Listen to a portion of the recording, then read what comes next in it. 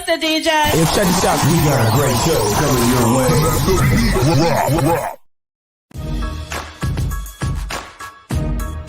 From the ECSI Sports Studios, it's the Midday Market Report with Jeff Dawson.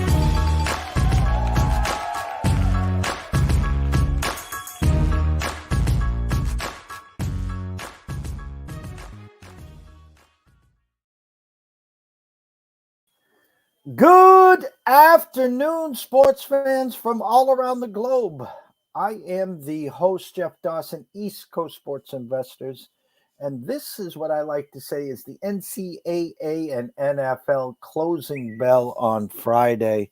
It's our weekly spot live from LA with good friend and colleague, Mr. Ron, as we're able to get you situated and ready for this weekend's card in NCAA on Saturday and, of course, on Sunday. And what Ron brings to the table is decades of data and knowledge each year, digging in deep to the archives, something 99.9% of the others on social media don't do. Yeah, the ones with those check marks and the big platforms and stages, I couldn't hold a candle to what Ron brings to the table. And we're blessed and honored to have him a part of us in another season of NFL and NCAA insights to get us further closer, hopefully to the right side of some wins on Saturday and Sunday. And actually, there's 4 games tonight that I might even pick his brain on. So without further ado, let's bring in the co-star of the show, the one and only Mr. Ron. Hi, Jeff. Good to be with you. Good to talk football. An amazing weekend coming up. Couldn't ask for a better weekend than this. What do we have? 7 games with the top 26 teams in the NFL.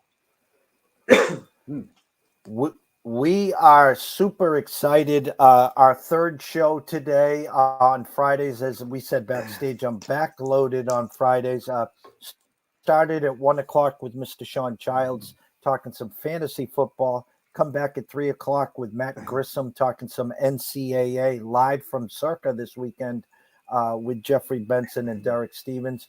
And then the cherry on top is our 5 o'clock show with you. As you talked about the 6 games with top 26 implications, some teams that were waiting to fire, some teams that the season's on the line, a loss here, and thanks for playing. And of course, then we can talk about some Sunday games as well here. Just to talk, there are 4 games tonight on the slate: Wisconsin, Purdue, NC State, Virginia, Boise State, San Diego State, and then the late night game as well, Air Force and San Jose State. With your numbers and expertise, is there any one of these 4 that might show a little edge to the consumer and wagerer tonight? The lines are pretty tight. I think I don't have any what I would call power rating plays, which are plays I automatically throw in if the line is 3.5 or more off my numbers.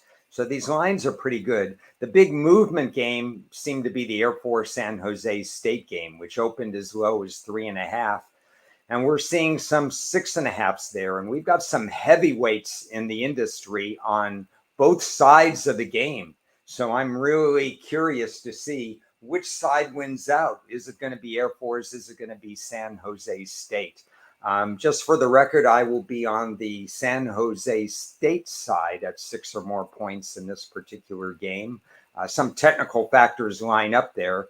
Line is correct. It wasn't correct at first.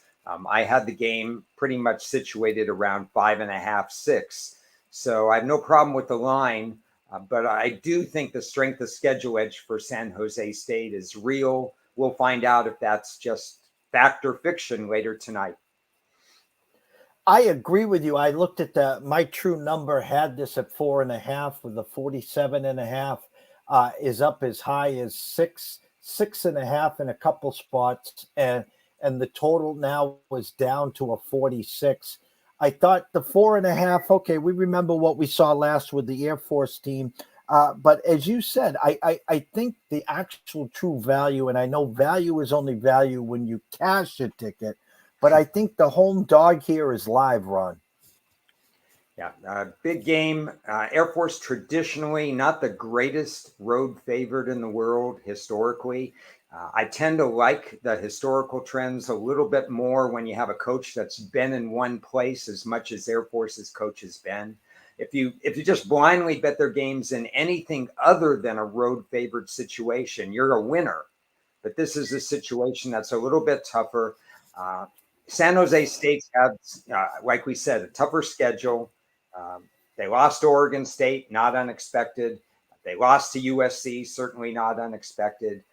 We don't know if they're kind of lying in the wind with their very veteran quarterback. He's played roughly 5 seasons. So it's put up or shut up time for San Jose State.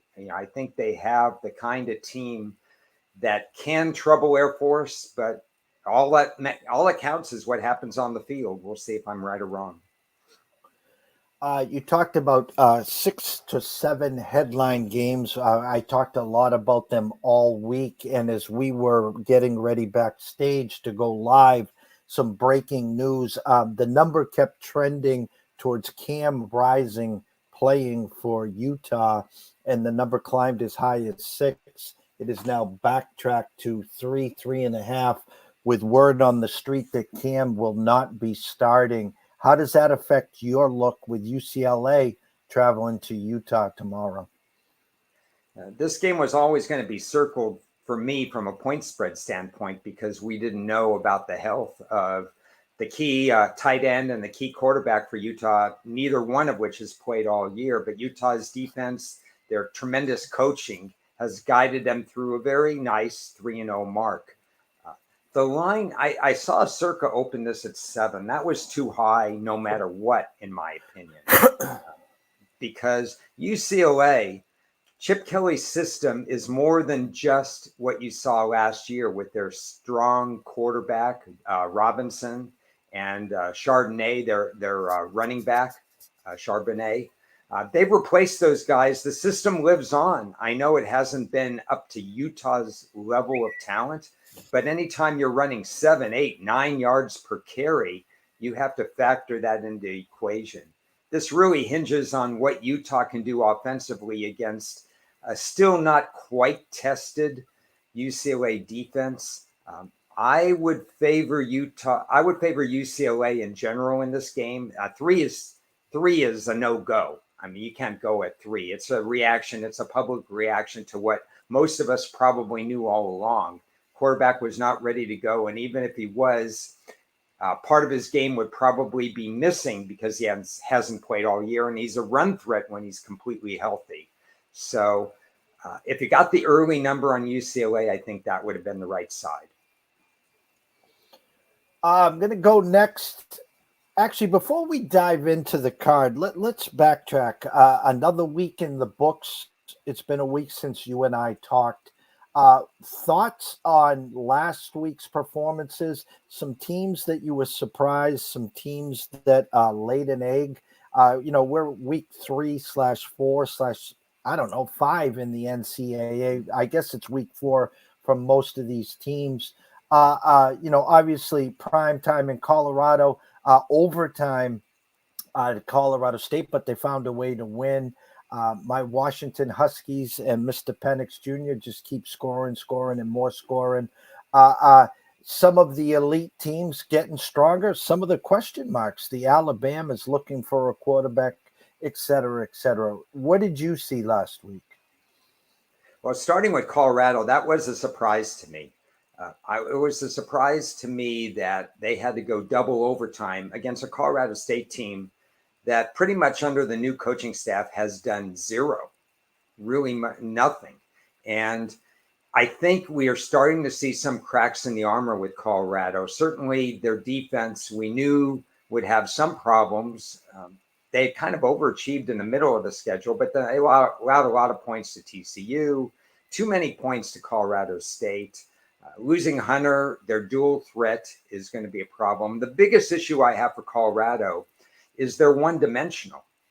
And, that's a problem. They have to pass. Their offensive line, I don't know how many times Sanders has been hit, but it's up near the top level of the NCAA. That would be a surprise. What wasn't a surprise was what we talked about last week, the look-ahead games. Florida State had trouble. Notre Dame didn't cover. The other game, I think Mississippi did cover against Georgia Tech. At one point, Mississippi was not covering, but they tacked on that late touchdown at the end. So that didn't surprise me. Missouri beating Kansas State didn't surprise me. A lot of games that were out of the division, a lot of lower level teams playing some of the high level teams, kind of almost like a preseason week. So not much I could glean out of that, just added it to the database, waiting for 4 games to develop before I have a better set of what each team is doing this year.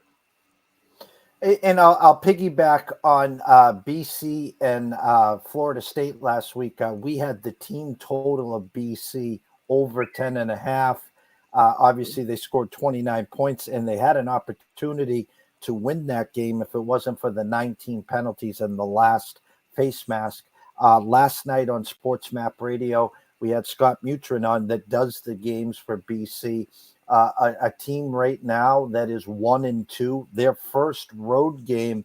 Now they travel to Louisville this week, where he thinks the quarterback Castellanos has really set his feet aground, has made a name for himself, and a game that he thinks there's going to be a lot of points scored this week with BC and Louisville. I don't know what your numbers and your metrics say, but do you have BC being competitive this week against Louisville?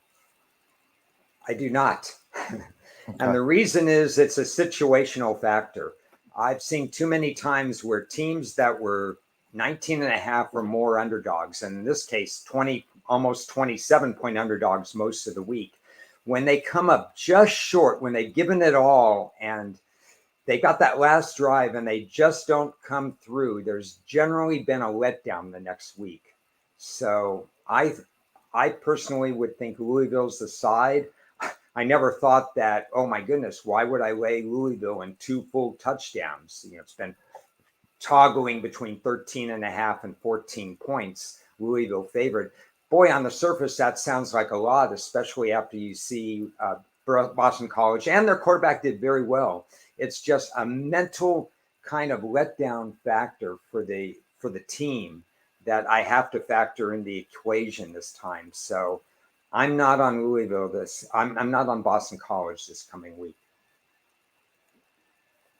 Well, let's piggyback to the Florida State team that started the year with a convincing second half victory against LSU. They vaulted up into the top 3 in college football. Traveled to Death Valley and Dabo Swinney and the Clemson Tigers, who has a loss already on their resume at Duke, where they just turned the ball over a handful of times inside the 5 twice, on the 1 and then on the 7. We have not seen this in a long, long time. Clemson, 1.5, sometime even 2-point dogs at home. Absolute must win against Florida State. Yeah, really good game. And I'm not downgrading Florida State for last week's performance, by the way. Kind of expected by me. Plus, Florida State did have a double-digit lead until they kind of let down. And when they let down, they couldn't get that mojo back. So I'm not down on them there. Interesting spot here because they haven't played well against Clemson at all. What have they lost? A whole bunch in a row. They haven't done well there. Clemson, I believe, I go way back, so I have numbers that are meaningless in some cases. But I think they're 6-6 as a home dog in the series straight up. So you want to trust Clemson a little bit. The number is correct. I have no interest in the game because I do think Florida State's the better team. My key would be Clemson's quarterback. He's been efficient. He's thrown some touchdowns. He's done some good things, but he has not stretched the field. We're talking about a lot of completions for a little bit of yardage. And if that continues, then Florida State will have a little bit easier task. They have to guard against Shipley, really good running back for Clemson. They have to guard against him. The reason why I cannot absolutely take Clemson in this game is I'm seeing some field goal issues for the first time for the Clemson Tigers. Very unlike them. And in a close game, if they can't convert the field goal, and then they say, well, wait a second, we're not going to try a field goal. We're going to start trying to score touchdowns on 4th and 3, 4th and 4. It changes the dynamics of the game. I agree with you. A very interesting game, very important, really for both teams, because Florida State really wants to assert itself as a Final Four team. Everybody's putting them in, penciling them in as a Final Four team. They have to earn it on the field. And if they do it this week, they get one step closer. Let's jump on over to Notre Dame and Ohio State. The true number of Ohio State -1.5 has ballooned to as high as 3. I've actually seen it tipped to 3.5 in a few spots. Another home dog, an undefeated Notre Dame team. They got, no one's talking about Sam Hartman and the Heisman. And we had a show earlier this week that if you like Notre Dame this week, well, you better go out and grab Hartman at 10-1, even in the Heisman Trophy talk. Ohio State team that was lethargic for the first couple of weeks, then really got tuned up last week at home, got the offense cranked up. How do you vision this game? It's interesting. I might see this differently than other people. I see this as both defenses are ahead of the offenses. Ohio State, underrated defense, second-year defensive coordinator, came over from Oklahoma State. Really done a nice job. And everything about Notre Dame screams fundamentally sound defense. So it's going to be interesting to see how McCord handles that for Ohio State. And Hartman, I don't believe he's thrown an interception. He has a tremendous touchdown interception ratio. So it's going to be interesting from that standpoint. At 3.5, I think Notre Dame is the correct side, again, because I place more emphasis on special teams than a lot of my colleagues. I worry about Notre Dame's special teams as compared to Ohio State. Seems like Ohio State finds different ways to score. Punt return for a touchdown, pick six on defense, a lot of different things that bother me a little bit. Notre Dame's field goal kicker is 3 out of 6. I think that's why you want the hook. You want the 3.5 points. But I expect a close, mostly defensive struggle. We'll see if that happens. And I give the slight edge to Notre Dame straight up.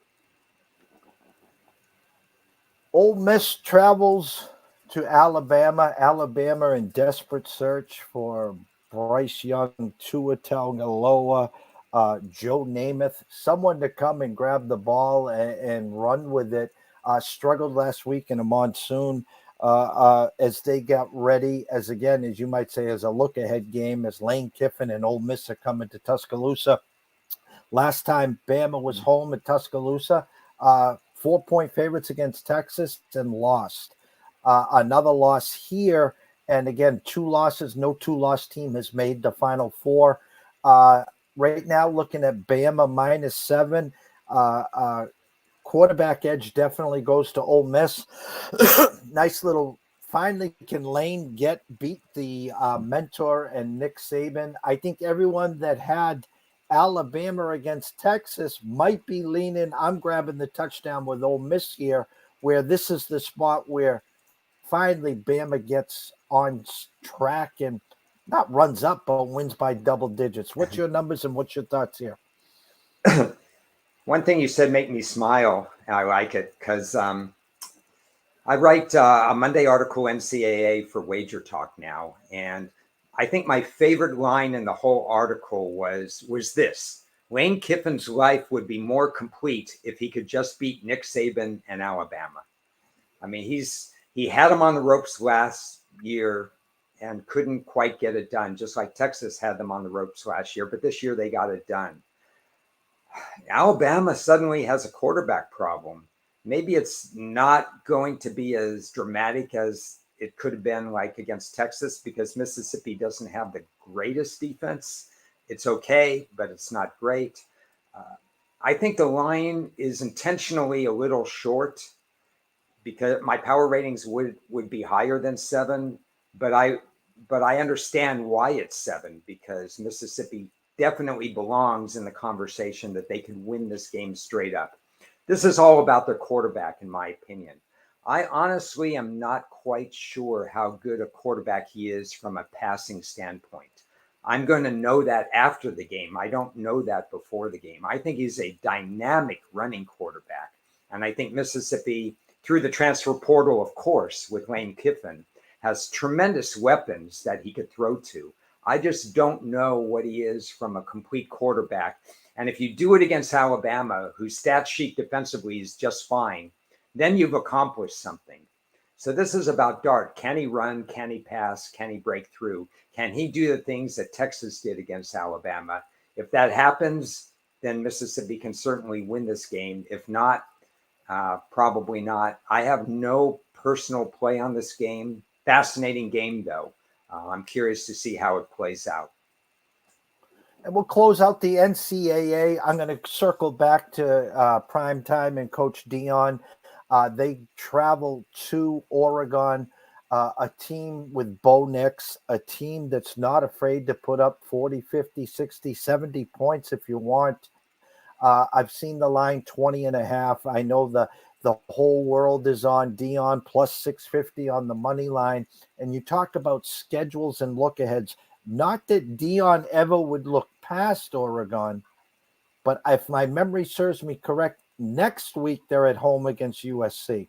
So if you could sign up for a split and go into week 6, 4-1, you and I both know Dion would sign up for this.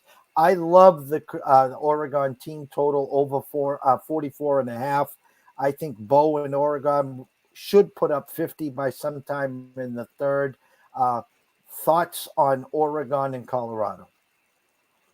Well, I think you summed it up really nicely there. I don't know how Colorado stops Oregon, especially considering they had trouble against against Colorado State. You've got Bucky Irving in the backfield. He's got a stablemate as well. Both of those guys are capable of running, I would say, over 6 yards per carry in this game. Now, even if they get 5 yards per carry, you've got 2 plays and you've got another first down. Move the chain, move the chain, move the chain. And the biggest issue, this is where I like Dan Lanning as opposed to previous coaches that have come to the Pac-12. Dan Lanning has come with that SEC defensive mentality in his blood. And I think you're going to see more of a defense than maybe some of the other Pac-12 schools, other than maybe Utah and Oregon State, bring to the table. I think Oregon can bring that. And if they're going to bring pressure against Colorado's offensive line, that's going to be a problem. Everybody, probably is a little cautious right now because, wait a second, weren't we in this before? Or Colorado was 21-point underdog, 20-point underdog to TCU. You guys all doubted us, and look what happened. Colorado won straight up. But I do like Oregon in this spot. It will surprise me again if this game comes down to the wire.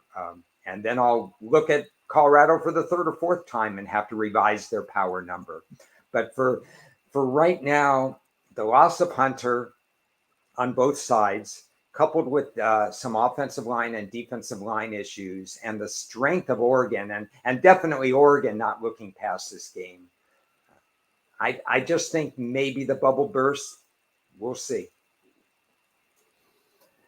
NFL, not for long. Again, another Thursday night game. Last night, the Giants were sent to slaughter. No Saquon Barkley, high ankle sprain, hoping to be back next Sunday. You and I talked backstage where the NFL and the union need to come to some agreement, whether it's a 18-game schedule, 2 bye weeks. Let's just play 2 games on Monday night and then play the full card on Sunday. I think after Thanksgiving, start with the Saturday games as well. But you and I both know this is not coming soon. Leave the Thursday to the kids. Big slate in the NFL. You got some marquee matchups, some 0-2 teams playing where it's hard enough to make the playoffs. when you start 0-2, never mind 0-3. And either Minnesota or the Chargers will be 0-3 after that game. We got a Monday night game with Cincinnati 0-2, now just 2-point favorites against upstart Rams with Puka, with Tutu, with Corinne Williams. Joe Burrow, is he going to play? Not going to play? Assess the NFL after 2 weeks and what you're seeing in this week's numbers alone. Well, I think we saw a lot of rusty teams week one. We saw a whole bunch of unders as far as team totals. And then we saw that overreaction where, okay, now the offenses are back, the defenses, a lot was made of all the offensive injuries before week two, but it was really a lot of hamstrings and a lot of injuries to the defense as well. And we saw a whole bunch of overs the next week. I think we're going to be right back where we need to be now. Certain amount of overs, certain amount of unders. Now we're playing. Now it's week three. Now we're into the regular season. Saw a little about that last week where the total kind of played almost exactly to what was expected. We've got a bunch of 0-2 teams, and you don't want to go 0-2. You didn't want to go 0-2, and now you're looking at 0-3. The Chargers, Minnesota, both of them expected to be probably 1-1 or probably 2-0 at this point, and one of them is going 0-3. Minnesota, they've been their own worst enemy. -3 turnovers first week, -3 turnovers again the second week. The Chargers, a lot of chatter has been written about when Staley goes for it, when he doesn't go for it, what's happening in the fourth quarter to the Chargers. How come they can't close out games? How come they can't, with all that defensive talent, how come it doesn't mesh together and they're still allowing these drives and these points? A lot more questions than answers with these teams. My take on this game is that it will be high scoring because 0-2 teams generally throw caution to the winds. They need to win right now. They need to pull out all the stops. It could be more blitzing. It could be more downfield throwing. It could be more urgency. Whatever the case may be, I don't know who's going to win the LA Minnesota game, but I agree with the total that it's pretty high. Some of the other 0-2 teams that are worth looking at, obviously Cincinnati, because it looks different than last year. Their defense isn't playing as well. Even they're kind of one-dimensional. Joe Mixon is slowing down a little. We know Joe Burrow played himself into shape last year. He's not playing himself into shape this year. So that's another 0-2 team. And then you look at Denver as an 0-2 team.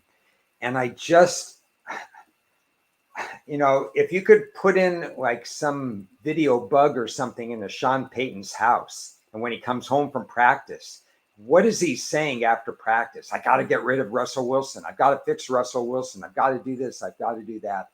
It seems like if they lose one more game, that he just wants to blow this thing up. So there's a sense of urgency for the 0-2 teams. There's a lot of situations where 0-2 teams perform well versus the spread week three, but I think you have to tiptoe around which ones are going to do that and which ones are not. Patriots 0-2, start off at home against Philly on national TV, down 16-0 first 7 minutes. Outplayed Philly for the next 3 quarters and eventually lose. Last week, a Miami Dolphin team fresh off a win in LA against the Chargers come to town. Miami gets up 17-3. They hold on. The Patriots travel to the Jets, where Bill has owned them 14 straight times. A Jets team 1-1, no Aaron Rodgers, found a way. They willed their way to victory against the Bills, then get manhandled against Dallas. An 0-2 Patriots team, knowing next week they travel to Dallas, where their offensive line is awful right now, and then Micah Parsons and company just waiting for them. Obviously, a must win for the Patriots. I know the Jets defense is going to give them problems. Who wins the turnover battle wins this game in my eyes. What do you see in Jets versus Patriots? First thing I'll ask you, being out there, because it does factor in the equation, is Is there a storm brewing? Will we see some weather for that game? I'm here in rain. I will be in Salem, Mass tomorrow and Sunday working for a festival where we're expecting rain Saturday and Sunday. There will be 1 to 3 inches of rain where I am right now on Cape Cod. I'm here in rain Sunday throughout the whole East Coast. Okay. I mean, if I'm both teams, I'm not putting my quarterback into harm's way. I can't have Zach Wilson throw into coverage.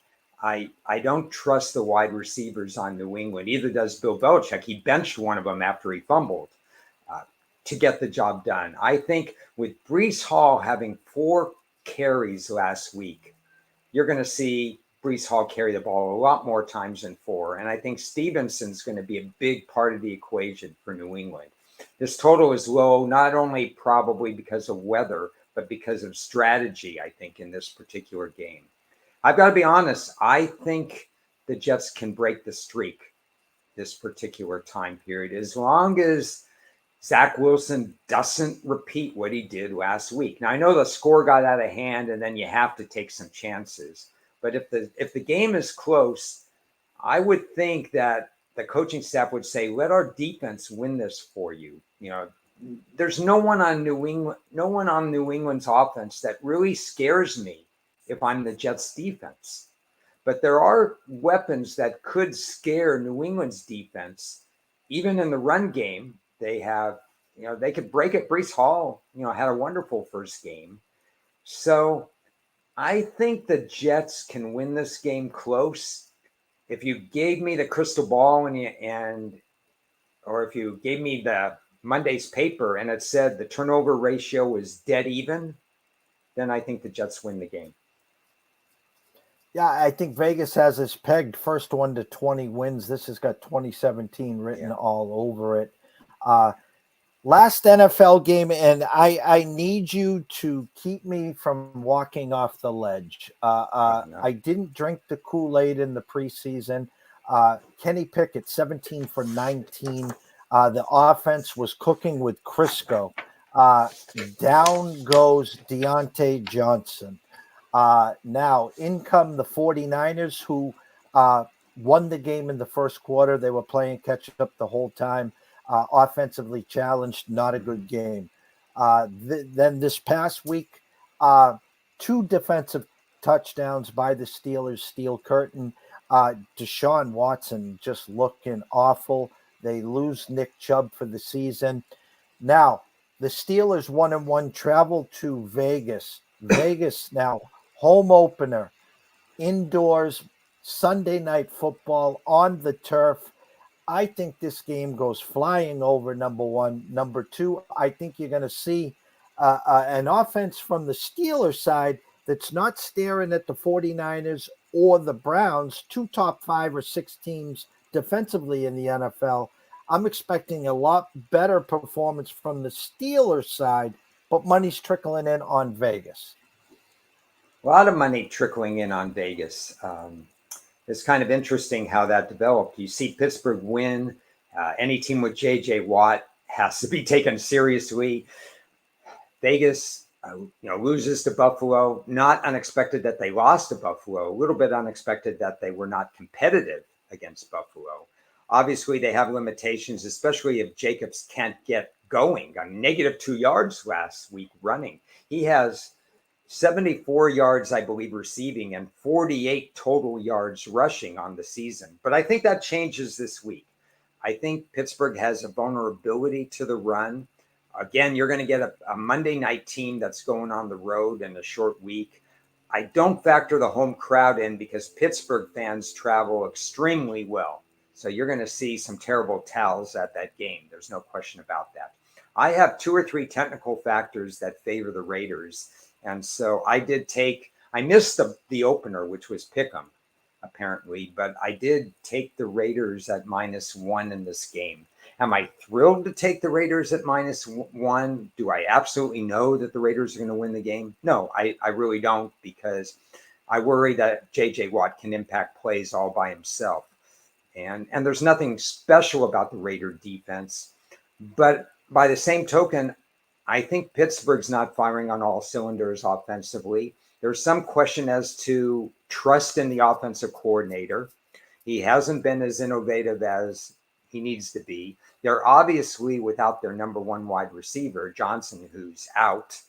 So they kind of had a makeshift, Pickens can win all kinds of contested ball situations. They need a number two to step up. Love their tight end, but he's not playing at 100% right now. Their backup tight end, who's an excellent backer, is also not 100%. Seems to me that it would be a get well spot for Vegas in this instance. We'll find out, but I like the technical factors for Vegas, and the short week for Pittsburgh works in their disfavor. Yeah, obviously, you need some production, which they got in week one in a mop-up role from Allen Robinson. This was a guy a few years ago that had 100 catches with the Bears.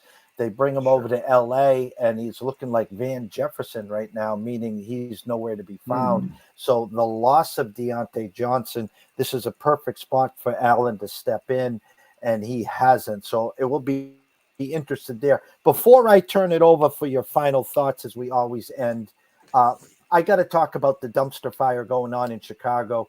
Justin Fields basically calls out the coaches for his robotic play. Then I won't even get into what transpired yesterday with the defensive coach resigning.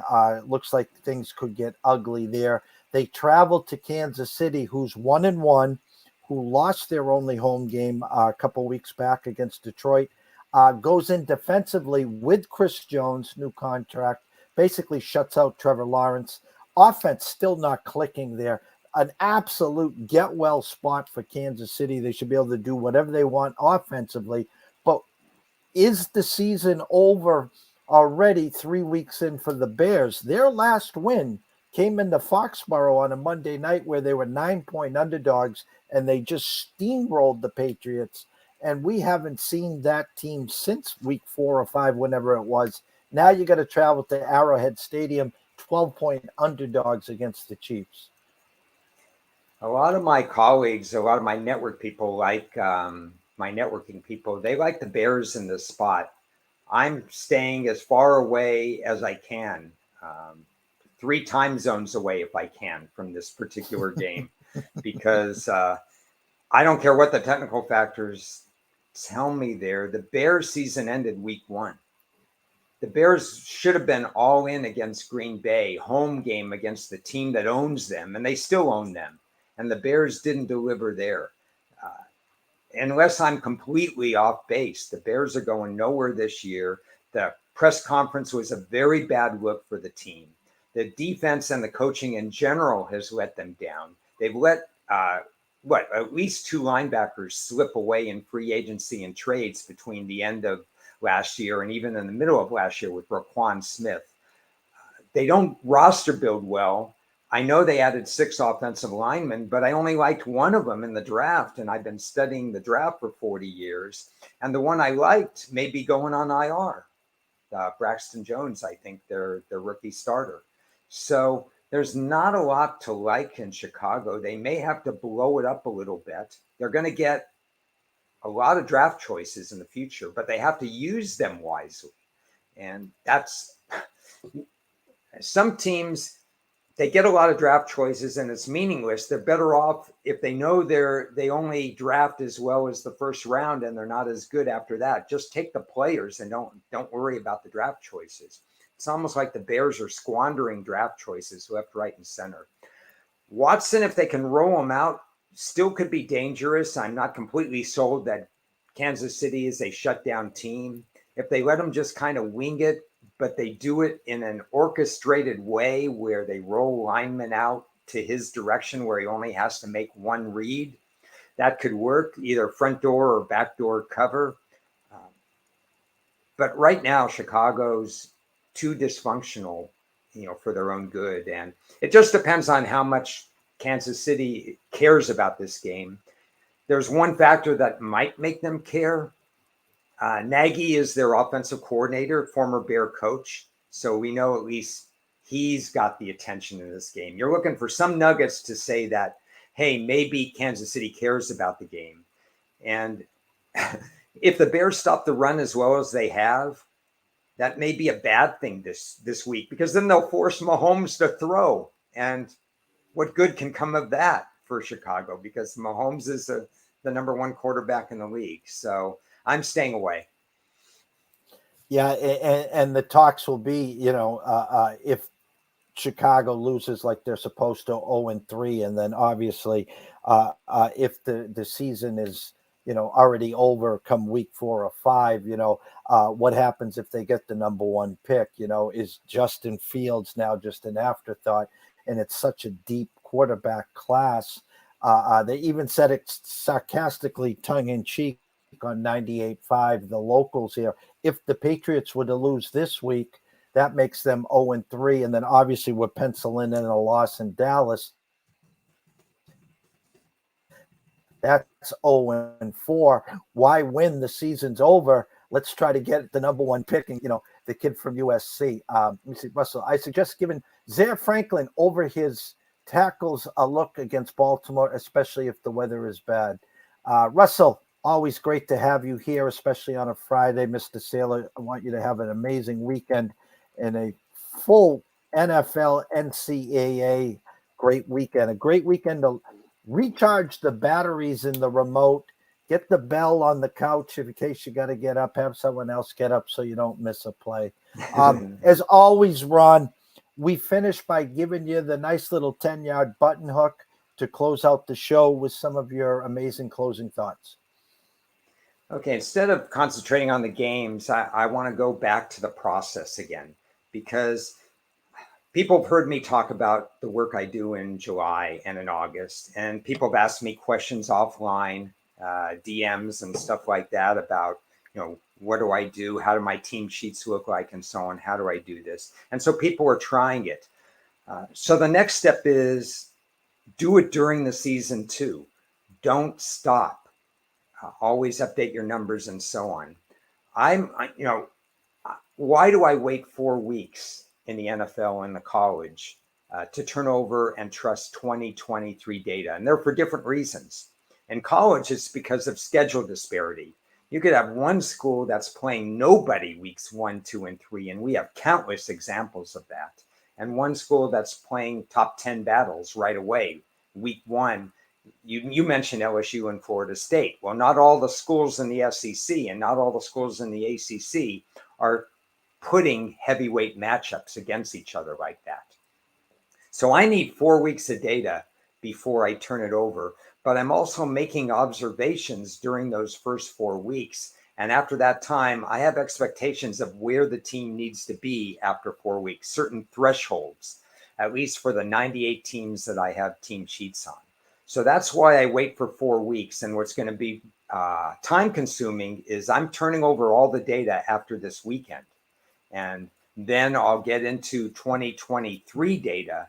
And on our next show, next Friday, we could talk about what the 2023 data shows. Now, in the NFL, I can't do that because we're only in week 3. Schedule disparity isn't the reason I wait for changing over for 4 weeks. The reason I change over after 4 weeks for the NFL is because of conditioning, because you don't get true results week 1 and week 2. You get some players who aren't ready. They have the hamstrings and so on. And then get some other players where some other teams' defense is ahead of offense. Those are some of the things that I'm looking at in terms of not wanting to turn over my numbers until I get 4 data points for each team and each player, because I don't think all players are created equal week 1 and week 2. That's the way I know some people want to turn it over after week 3. I'm cautious. I wait till week 4. I think the only other point I would make is I'm in the process of constantly evaluating home field advantage. It's a topic where you and I go back to the day when we used to automatically give 3 points for home field advantage. Right now, I give between 1 1/4 and 1 3/4 for 31 teams. Sunday and Monday, I give an extra half a point, depending on the circumstances. Long road trip, that kind of thing, home, off home, a little bit extra advantage. So I could go up to 2 points or 2.25 points for home field on a Monday. Jeff, I'm evaluating Thursday to see what I need to do with Thursday because it's just getting too much, especially early in the season, this travel. And I'm evaluating whether or not I should up it a little bit for Thursday. Only the Chargers get no home field advantage. I apologize to them. But other than that, I think it's an interesting topic, how to evaluate home field advantage. Those are my 2 touch points to close out the show today. And I'll piggyback there. We've kept you overtime. Apologies to you, and make sure you tell Mrs. M I apologize for the overtime today. Sunday night's game, Raiders and Pittsburgh, like you said. I'll go on record. We had Matt on at 3:00 today, and he says, "Man, the terrible towels are already out." And so I'm going to say that the Steelers probably will have a home field advantage against the Raiders on Sunday night. That's number one. And you talked about the Thursday night. Now the NFL sometimes tries to be coy here. The Giants played Sunday in Arizona. So, East going west, they're going to stay out and go from Arizona right to LA. So even that couldn't have helped them against San Francisco there. So I think the Thursday night game is really we always talk about how poor the Thursday night games are usually, just because the road team, the traveling team, just is at such an unfair advantage for ending the game Sunday night, or and then trying to get your body ready overnight to go to a walkthrough on Monday, film study, do a little work on Tuesday to jump in a plane. It's just not fair. Yeah. If a Thursday night game features a home team that just played at home, it's even worse because they wake up in their own bed. They go to sleep in their own bed the same day. And for San Francisco, they just played at the Rams. So it's a quick flight back and stuff like that. It's almost like staying in their home. I'm sure they were in their home that evening, no problem, and so on. Those are some of the things I'm looking at to see if I need to stretch home field a little bit more, just really looking at the results on Thursday night. It's just a tough night to play football. We sit here and talk about it. We don't have to slam another 300-pounder. Well, hopefully I never slam a 300-pounder body because I'm not even half of that. I don't even weigh 150. So I don't want to slam any of those bodies, but those people, they're beat up. They don't want to play a game 4 days later. I got asked a question last question, to reveal my top 5 in the NFL. And as of right now, I gave out San Fran, Dallas, and that was even after the Diggs news. I had Kansas City at 3, Philly at 4. Then I had a tie at 5 between the Ravens and Dolphins. Okay, I'm looking at my sheet right now. I have Dallas number 1. That was pre-Diggs, but I had Dallas number 1. I did have San Francisco number 2. Interesting that everybody's beating each other in the AFC and the NFC has the top 2. Let's see what I have. I have Buffalo 3rd. So we do have a difference there. I have Buffalo 3rd. I have Philly 4th. And I think there's a gap after that. Maybe I'm missing somebody. Maybe a gap, a large number. Oh, Kansas City is there too. Kansas City's right there with those. So Buffalo, Kansas City, Philly, 3, 4, 5, real close together. Actually, those 5 are the separator. The difference comes between number 5 and number 6 for me. All right. Well, I can't thank you enough. As always, an amazing 50 minutes here. If you're not following Ron, please go follow Ron at Ron A Sports on Twitter or X, whatever you want to call it today. Get his work at Wager Talk. Go catch his podcast with Las Vegas Chris. Amazing work as always, Ron. We can't thank you enough, my friend. Thank you for having me. You always fill in the gaps with my NCAA football fix, and I appreciate that. Oh, we can't thank you enough. Shout out to Mr. Saylor.